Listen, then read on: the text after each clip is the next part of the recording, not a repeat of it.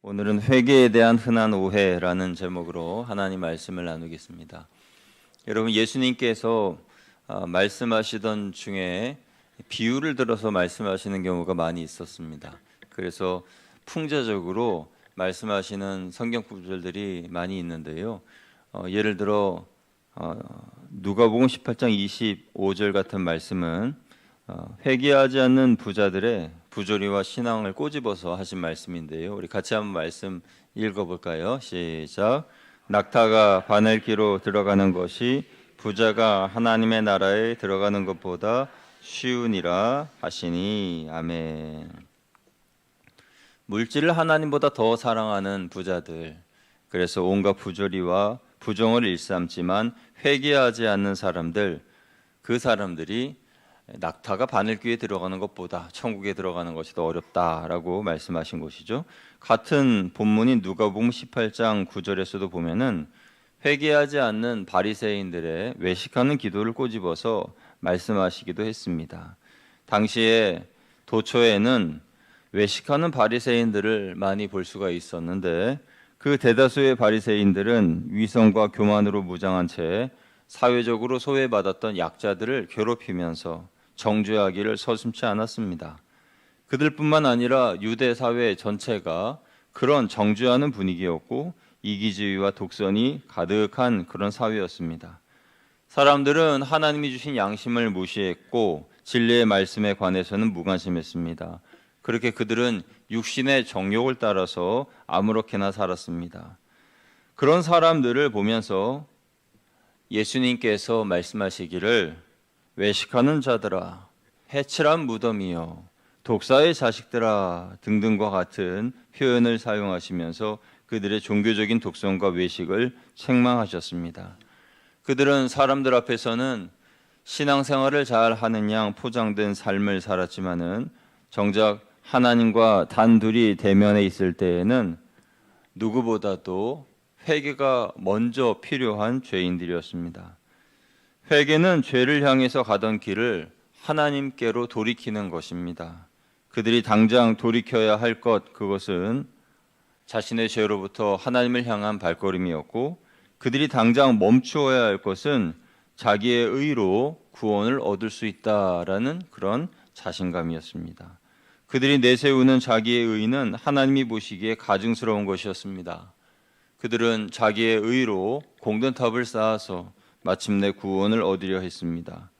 구원은 자기의 의로 얻는 것이 아니라 그리스도의 구속으로 값없이 얻는 하나님의 은혜입니다. 그럼에도 자기의 의를 고집하면서 하나님의 말씀의 가르침과는 상반되는 그런 행동, 욕심과 의를 내세우는 모습을 보며 하나님은 그들을 몹시 가증스럽게 여기신 것이죠. 당시의 바리새인들은 남들보다 조금 더 높이 쌓아 올린 자신의 종교성과 사회적인 지위를 바탕으로 자기보다 못한 사람들을 정죄하고 멸시했습니다. 그래서 누가복음 18장에 보면 회개하기 위하여 성전에 올라간 한 바리새인과 또 다른 한 사람인 세리에 대한 말씀이 기록되어 있는데 이 바리새인은 자신의 죄에 대하여서는 회개하지 않고 옆에서 기도하는 세리를 빗대어서 자신의 의로움만 주장하며 큰 소리로 외쳤습니다. 그때 바리새인은 이렇게 기도했습니다. 누가복음 18장 11절 12절인데요. 같이 말씀 읽어보도록 하겠습니다. 시작. 바리새인은 서서 따로 기도하여 이르되 하나님이여, 나는 다른 사람들 곧 토색, 불의, 간음을 하는 자들과 같지 아니하고 이 세리와도 같지 아니함을 감사하나이다. 나는 일해에 2번씩 금식하고 또 소득의 11조를 드리나이다 하고. 아멘. 여러분, 이 기도에서 바리새인 자신의 회개의 기도를 찾아볼 수 있습니까? 그도 사람이기 때문에 분명히 죄를 지었을 겁니다. 내가 갖지 못한 것을 누가 가졌을 때에 그것을 갖지 못하여 질투하고 빼앗고 싶은 마음이 들었을 겁니다. 여인을 보았을 때에 간음하는 마음이 들었을 것이고 하나님의 말씀을 지키지 못한 시간이 지킨 시간보다 훨씬 더 많았을 겁니다. 그런데 자신의 잘못에 대한 회개 기도는 하나도 없고 나는 저 세리와 같지 아니함을 감사하나이다 하면서 하나님께 기도하고 있는 것입니다. 당시에 유대인들은 하루에 3번 성전에 기도하러 올라갔습니다. 오전 9시, 낮 12시, 오후 3시 이렇게 올라가서 기도하였는데 그들이 기도하는 곳은 사람들이 많이 모이는 성전 뜰이었습니다. 기도는 골방에서 기도해야지 왜 사람들이 많은 성전 뜰에서 기도를 하는 걸까요? 그들은 또한 1년에 한 번 속죄일에만 금식하도록 법으로 되어 있었지만은 자신의 의의를 드러내기를 좋아하는 사람들은 매주 월요일과 목요일에 금식하며 기도했는데 하필 예루살렘에 장이 들어서는 그날에 사람들이 많이 모인 시장 앞에서 자신의 얼굴을 희게 칠하고 헝클어진 머리카락에 구김살이 간 옷을 입고 거리에 나와 큰 소리로 하나님 앞에 기도하는데 지금 우리가 읽었던 이 기도처럼 자신의 경건함을 드러내는 그러한 기도를 사람들이 하였습니다. 누가 보아도 이런 모습은 정상적인 모습이 아닌데 이런 모습을 정상적인 모습으로 볼 뿐만 아니라 그들을 존경하는 이들이 많아서 어쩌면 그 사회가 정상적인 사회가 아니었음을 반증해주는 한 예일 수 있습니다. 그런 정상적이지 않은 사회에 등장한 사람이 있었는데 바로 세례 요한이었습니다. 세례 요한은 예수님의 길을 예비한 사람이죠. 그는 죄에 대하여 회개를 선포한 사람입니다. 사람이 구원을 받지 못하는 이유는 그의 마음에 있는 죄 때문입니다. 그래서 구원에 이르기 위하여서는 반드시 회개와 그리스도에 대한 영접이 뒤따라야 되는데 이 세례 요한의 삶과 사역은 그리스도를 믿어 구원에 이르게 하는 회개를 전파하는 그런 삶이었습니다.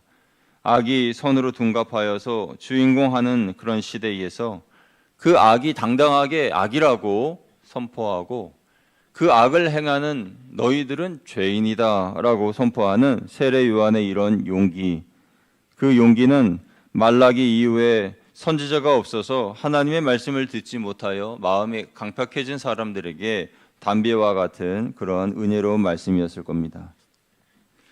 그래서 당시에 사람들이 했던 회개에 대한 오해는 자기의 의로 율법을 잘 지키면 구원을 얻을 수 있다라는 것이었습니다. 그렇게 생각했던 사람들이 바리새인들이었고 그들의 가르침을 받았던 사람들이 이스라엘 백성들이었습니다. 그러나 사람이 죄에 대한 용서를 받으려면 인간의 의로움 또 자기 의로 공든탑을 쌓는 것이 아니라 하나님의 구원의 은혜를 통해서만 구원을 받을 수 있는 것이죠. 인간이 자신의 의로 구원을 할 수 없는 이유는 사람은 원래 태어나면서부터 타락한 존재이고 자신을 구원하기에는 너무나 처참할 정도로 그 죄악상이 크기 때문입니다. 그러므로 자신의 의를 의지해서는 절대 구원을 받을 수가 없는 존재예요. 그럼에도 세례 요한 당시의 사람들은 자신의 의로 구원을 이루려고 했습니다. 이것이 세례 요한 시대에 사람들이 가지고 있었던 회개에 대한 오해였는데요. 그렇다면 이 시대의 성도들, 바로 저와 여러분이 살고 있는 지금 이 시대의 성도들은 어떤 회개에 대한 오해를 하고 있을까요? 그것은 회개 기도만 하면 하나님이 무조건 용서해 주신다라는 그런 오해입니다. 여러분, 지난 시간에 영접 기도에 대하여서 말씀을 나눴는데요. 그때도 말씀드렸지만 앵무새처럼 따라하기만 하는 그 영접 기도에 하나님께서 영접 기도에 대한 능력을 나타내 주실 수 없다라고 말씀을 드렸습니다. 어쩌면 그것은 외식하는 기도와도 같습니다. 우리가 회개 기도할 때에 무조건 용서를 얻는다라고 하여서 입술로만 회개한다면 그것은 진정한 회개가 이루어지지 못했을 겁니다. 그렇다면 하나님이 받으시는 회개는 어떤 것일까요?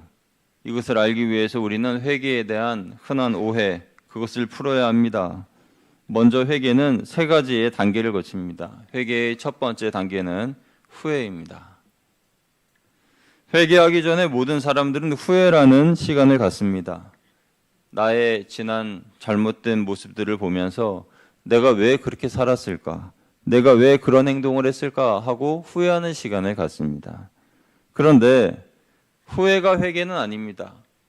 마음속에 후회하는 마음이 들었다고 해서 회개한 것이 아니라는 거예요. 후회는 그냥 후회일 뿐 그 자체로 죄를 사해주는 능력은 없습니다. 후회의 부정적인 면은 남과 나를 파괴한다는 것이죠. 그래서 후회가 남을 향하게 되면은 그 사람을 원망하게 되고 미워하게 되고 저주하게 됩니다. 그리고 후회가 나를 향하게 될 때에는 자책이라고 하는 날카로운 비수가 자꾸 나를 찔러서 마음에 피가 나고 나를 자꾸만 괴롭히는 것이죠. 이 자책이라고 하는 사전적인 의미는 자신을 책망하고 꾸짖고 나무라는 것입니다. 그런데 이 자책이 심해지면 자신의 몸을 상해하기도 하고 학대하기도 하고 심지어는 극단적인 선택을 하기도 합니다. 그 대표적인 사람이 바로 가룟 유다였습니다. 그는 예수님의 12제자 중 한 사람이었고 돈 괴를 맡아서 관리할 정도로 제자 공동체에서 중요한 사람이었습니다.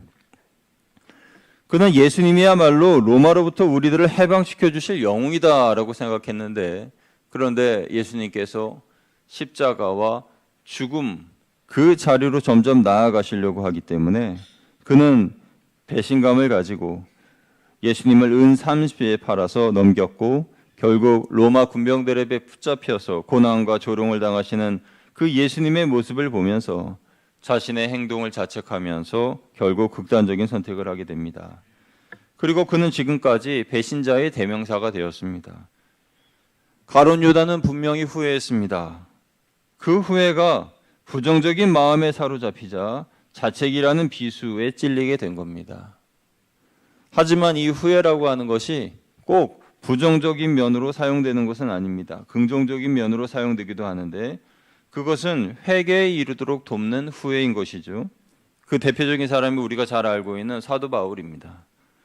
사도 바울은 다메섹 도상에서 예수님을 만났고 광명한 빛에 눈이 멀었습니다.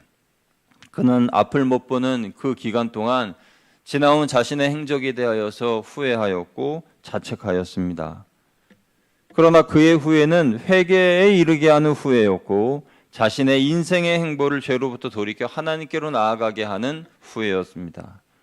그래서 바울은 후회만 한 것이 아니라 이 회개의 두 번째 단계인 생각의 변화에까지 나아가게 되었습니다. 회개의 두 번째 단계는 생각의 변화입니다.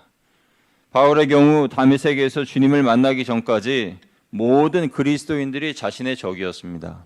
그리스도인들은 자기가 믿는 유대교를 대적하는 사람들이었고 모두 잡아서 감옥에 쳐넣어야 되는 죄인들이었습니다. 그런데 주님을 만나고 보니 그의 생각이 완전히 바뀌었습니다. 자신이 얼마나 잘못했는지 알게 되었습니다. 바울은 전에 스데반의 순교의 모습을 보면서 그의 죽음이 마땅하다라고 생각했는데 그런 자신의 지난 모습을 보면서 그는 혐오감을 느꼈을 겁니다. 자신이 괴롭혔던 성도들을 앞으로 형제와 자매로 섬겨야 한다고 생각하니 미안한 마음에 성도들 앞에 설 수 없었을 겁니다. 생각이 바뀌면서 성도와 교회를 대하는 태도가 바뀐 거죠. 그렇게 그는 10년이라는 시간을 아라비아와 고향 다소에서 보내며 참회의 시간을 보냈습니다. 우리는 사도행전이나 말씀을 읽을 때에 사도 바울이 회심한 후에 바로 등장한 곳으로 알지만은 그렇지 않습니다. 아라비아에서 3년, 다소에서 7년이라는 시간 동안 그는 잠적하였고 참회하였고 기도하였고 하나님을 바라보았습니다. 그러다가 바나바라고 하는 사람이 그를 안디옥 교회로 이끌어 주죠. 그러면서 공적인 사도로서의 새 삶이 시작된 것입니다. 우리는 뉴스나 신문지상을 통해서 사회적 물의를 일으킨 사람들이 기자들 앞에서 자신의 행동에 대하여 진심으로 뉘우치고 있고 만약 그때로 다시 돌아간다면 다시는 그런 일을 하지 않겠습니다. 죄송합니다 하고 말하는 그런 이야기를 듣습니다. 물론 그들의 말이 진짜일 수 있습니다. 그 말이 정말 자신의 행동을 뉘우쳐서 하는 후회일 수도 있습니다. 그러나 우리가 그들의 생각을 모르는 한 그들은 정말로 후회했는지 아니면 거짓말을 했는지 정말로 참회하는 것인지 알 길이 없습니다. 어떤 이들은 경찰에게 잡히지만 않았으면 완전 범죄인데 잡힌 것을 아쉬워하면서 그 점을 후회하는 이들이 있습니다. 어떤 이들은 재판에 유리하게 작용되기 위하여서 사람들 앞에서 드러내놓고 잘못했다고 이야기하기도 합니다. 이런 모습을 보면서 우리가 그들이 참회했다라고 생각하는 사람은 아무도 없을 겁니다. 왜냐하면 그들의 생각이 아직 변화되지 않았기 때문입니다. 신앙도 마찬가지입니다. 죄에 대하여서 회개했다고 하면서 다시 죄를 반복하여 짓는다거나 그 죄를 죄로 여기지 않는다면 그 사람은 회개한 것이 아닙니다. 왜냐하면 생각이 바뀌지 않았기 때문이죠. 진정으로 회개한 사람은 생각이 바뀝니다. 그 죄를 생각할 때에 끔찍한 벌레처럼 여깁니다. 혐오합니다. 그래서 자신이 지었던 죄가 슬금슬금 다가올 때 그 죄를 벌레 보듯이 끔찍히 여기면서 잡아 죽이든지 아니면 도망치든지 그런 행동을 취하겠죠. 예전에 제가 어느 교회에서 기도회를 하게 되었는데 저는 인도하는 자리가 아니고 같이 기도하는 그런 입장에 앉아서 기도를 하고 있었어요. 그런데 저 앞에서 뭔가 검은 물체가 보입니다. 한 이 앞에 기둥 정도 되는 그런 거리였는데 그 검은 물체가 조금 과장을 해서 한 생쥐 정도 되는 그런 크기였습니다. 자세히 보니까 바퀴벌레였어요. 아주 큰 바퀴벌레가 저를 쳐다봤습니다. 저는 생전 태어나서 처음으로 바퀴벌레의 눈을 보았습니다. 바퀴벌레와 제가 눈싸움을 하면서 제가 속으로 제발 나에게 기어오지는 말아라 그러면서 하고 있는데 저를 이렇게 보더니 갑자기 막 저한테 막 오는 거예요. 제가 깜짝 놀라가지고 그 이후로부터 기도가 됐을까요? 안 됐을까요? 기도가 안 되는 거예요. 이 녀석이 제 다리 밑으로 쑥 지나가는데 얘가 다시 다리 밑으로 또 올지 아니면 뱅글뱅글 돌지 도무지 알 수가 없잖아요. 그래서 기도가 되지 않았습니다.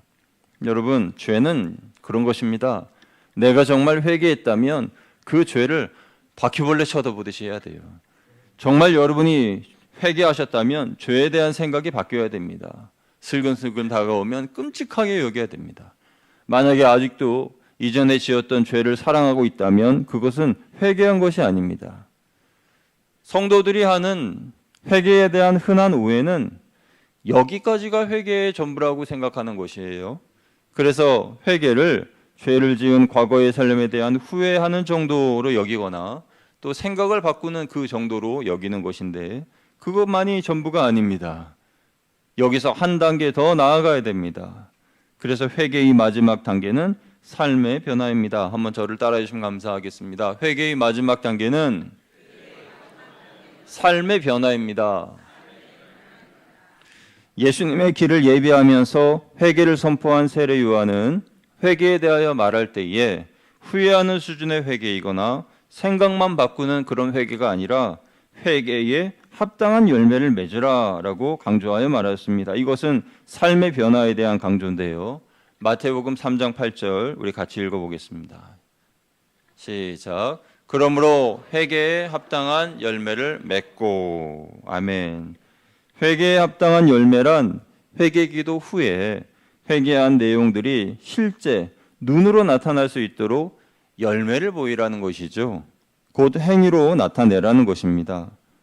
바리새인의 외식하는 그런 모습이 아니라 세리의 그 간절한 모습 또 통회하면서 변화된 그 세리의 모습처럼 우리도 변화된 모습을 보여야 그것이 회개에 합당한 열매라는 것입니다. 예루살렘 예수님은 바리새인의 기도에 대해서 책망하신 후에 세리의 기도에 대해서 말씀하셨는데요. 누가복음 18장 14절 말씀을 보시면 하나님께서 그 세리의 기도를 받아주셨고 또 그를 높여주셨다라고 말씀합니다. 우리 같이 한번 말씀 읽어볼게요. 시작. 내가 너희에게 이르노니 이에 저 바리새인이 아니고 이 사람이 의롭다 하심을 받고 그의 집으로 내려갔느니라. 무릇 자기를 높이는 자는 낮아지고 자기를 낮추는 자는 높아지리라 하시니라. 아멘. 여러분, 세리의 기도는 바리새인의 기도와 어떻게 무엇이 다릅니까? 세리는 기도할 때에 하늘을 감히 쳐다보지 못하고 기도했습니다. 당시 유대인들의 기도는 하늘을 우러러보며 드리는 기도였습니다. 이것은 정상적인 기도의 자세입니다.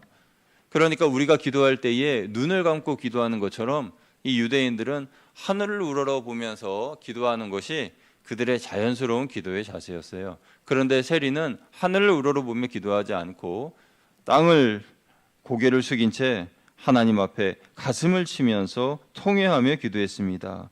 왜 그렇게 기도했을까요? 그때 세리는 무엇을 회개하며 기도한 것이었을까요? 세리는 사람들의 세금을 갈취하는 그런 일을 하는 사람 아니었습니까? 로마로부터 예를 들어 5화를 내야 된다라고 하면은 10화를 걷어서 나머지 5화를 자기가 취득하였던 그러한 악행을 저질렀던 사람들이죠. 그래서 매국노 취급을 받았고 죄인 그 자체였고 그 대명사가 바로 세리였습니다. 그런데 그랬던 사람이 회개하였다는 것은 자기가 그렇게 사람들의 돈을 착복하고 빼앗았던 것들, 그것에 대하여서 후회하였다는 것이고 생각을 바꿨다는 것이고 이제는 자기가 빼앗았던 돈을 다시 돌려주겠다라는 그런 결단까지 이르렀다는 것을 알 수가 있습니다. 그것을 어떻게 알 수 있냐 하면 예수님께서 그의 기도를 인정해 주셨기 때문입니다. 예수님께서 그의 기도에 대하여서 14절에 말씀하셨죠. 이 사람이 의롭다 하심을 받았다. 또 하나님께서 이 사람을 높여주셨다라고 말씀하고 있는 것을 봅니다. 만약 그가 바리새인처럼 입술로만 회개하였다면 그의 기도를 하나님께서 받아주실 리가 없습니다. 오늘 말씀을 통해서 하나님께서는 어떤 사람이 죄사함의 은총을 받을 수 있는지 분명히 보여주십니다. 하나님은 외식하며 회개한 그런 사람들의 기도에는 귀를 기울이지 않으십니다. 물론 그 고백에 후회가 담길 수는 있습니다. 그러나 가룟 유다도 후회했다라고 말씀을 드렸습니다. 가룟 유다도 후회했다는 점을 생각해 볼 때에 후회만으로는 하나님의 용서를 받을 수 없습니다. 그러면 어떻게 해야 됩니까? 삶이 바뀌어야죠. 베드로처럼 후회만 하는 것이 아니라 생각도 바꾸고 자신의 삶을 돌이켜 이제 하나님 앞으로, 예수님 앞으로 다시 나아가는 그러한 모습이 필요합니다. 그래서 가룟 유다는 용서받지 못했으나 베드로는 용서를 받을 수 있었던 것입니다. 우리의 회개는 생각의 변화에서 시작해서 삶의 변화에까지 이어져야 됩니다. 그 변화에 대한 증거는 회개에 합당한 열매를 맺을 때 증명이 될 겁니다. 만약 어떤 사람이 말로 상대방에게 습관적으로 상처를 입히는 그런 사람이 있다고 할 때에 그가 회개한다면 어떤 회개에 합당한 열매가 맺혀져야 합니까? 그는 회개 이후에 사람을 죽이는 말이 아닌 살리는 말을 하는 사람이 되어야 합니다. 그러면 그는 회개에 합당한 열매를 맺은 사람이에요. 그러면 그 모습을 보고 이 사람은 정말로 회개하였구나라는 것을 알 수가 있는 것이죠. 어떤 이는 물질로 죄를 범합니다. 그 물질로 인하여 자꾸만 죄가 쌓입니다. 그렇다면 그가 정말로 물질 문제로 인하여서 하나님께 회개를 하였다면 그러면 그는 그 회개 기도한 이후에는 하나님의 청지기로서 물질을 보관하고 성경적 가치관에 따라 심고 거두며 물질을 사용하는 그런 사람으로 바뀌어야 됩니다. 그런 모습을 볼 때 정말로 회개했구나라는 것을 우리는 알게 되는 거예요. 오늘부터 우리들은 내가 지은 죄에 대하여 후회만 하는 사람들이 아니라 어떻게 돌이켜야 할지를 생각하고 계획을 세워서 행동으로 옮기시기를 축원드립니다. 회개에 합당한 열매를 어떻게 하면 맺게 될지 생각해 보시기 바랍니다. 거기까지 나아갈 때 그 모습을 하나님이 우리에게 우리를 통하여 보실 때에 하나님은 우리를 의롭다 여겨주시고 평안한 마음을 주실 겁니다. 우리가 세리와 같은 마음으로 하나님께 기도할 때 하나님은 우리를 높여주십니다. 인간의 높아지고 낮아지는 것은 하나님께서 우리가 회개하는 그 회개의 여부와 회개의 열매를 보고 높여주시기도 하고 낮추기도 하시는 겁니다. 입술로만이 아니라 마음으로, 삶으로 회개하여서 변화되면 나의 능력의 여부와는 상관없이 하나님께서 나를 존귀하게 세워주시는 줄로 믿습니다. 회개는 부끄러운 것이 아닙니다. 회개는 나를 새롭게 하는 것이고 깨끗하고 거룩하게 만들어 하나님께로 나아가게 만드는 것입니다. 그래서 우리는 진정한 회개를 통하여 나를 한 단계 더 성장시킬 수 있는 겁니다. 우리는 날마다 겸손히 하나님 앞에 나아가고 나의 모든 것들을 맡기며 살아야 합니다. 혹시라도 나의 연약함으로 인하여 다시 넘어졌다 할지라도 그때 우리는 나의 의로 일어서는 것이 아니라 예수 그리스도의 보혈로 일어서서 그 보혈의 은총으로 승리하는 저와 여러분 되시기를 주님의 이름으로 축원드립니다. 함께 기도하겠습니다.